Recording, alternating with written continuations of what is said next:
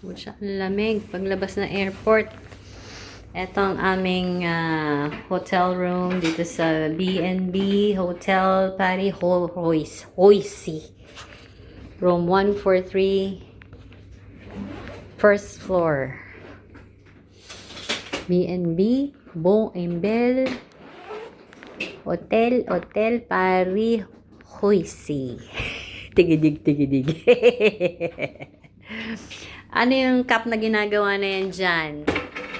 Et sala, dirty, ano? Salo, be. Sal. Dirty, oh. Unpack na, mag-aano ka na. Layering na. Putek, grabe. Umuuso kanina yung bibig sa sa lamig. What in the world? Ay, buti naman yung yung receptionist, apakabait. Pero talagang no, kahit English, na.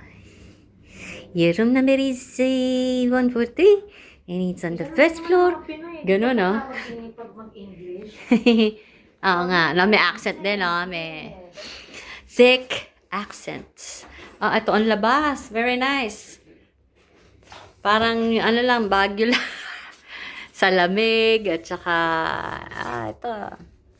Malapit ito sa CDG, Charles de Gaulle Airport. Parang 10 minutes lang ba or 5? Wala, 5 lang. Mga 5 minutes.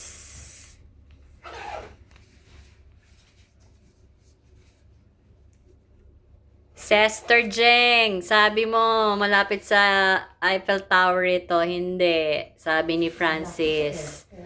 Malapit sa airport pero apakalayo sa Eiffel Tower. Eiffel. Pero one night lang naman eh. We can live with it. It's very nice. Merci bien.